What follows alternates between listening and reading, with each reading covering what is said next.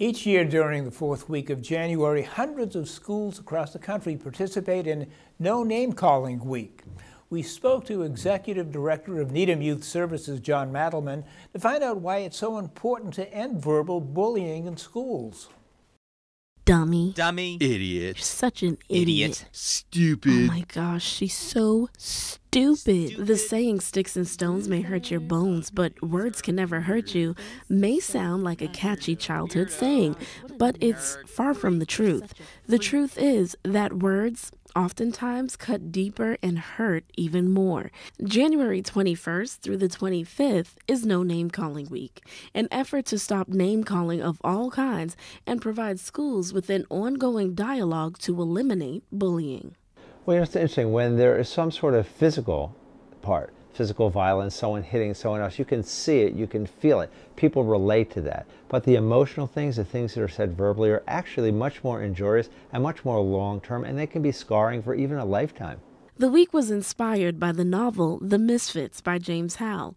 In the book, a group of students create the No Name Party who wins the support of the school's principal for their cause and their idea for a no name calling day at school. The State Department of Public Health found that 1/4 of Massachusetts middle schoolers have been bullied at school, and 1/3 of teens, which can include physical bullying, social alienation, as well as verbal attacks. And there's plenty that parents can do to help. So often parents are hearing things, they're making dinner, they're doing something else. They need to stop and listen and be attentive with your eyes. Let the person know you're listening to them. And a really good first response is, I'm so sorry you've been the victim of that. Relate to a person.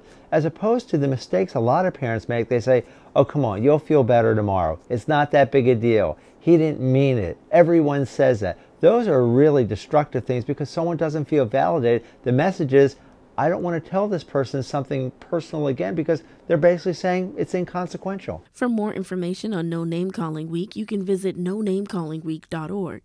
And for references about bullying prevention, you can visit the Needham Youth Services website. We know that bullying is really serious and has long-term consequences. We've seen that in this state, in the western part of the state, where someone took their life. And I'm not pretending this happens all the time, but that will give you insight into how scarring and deep these wounds are.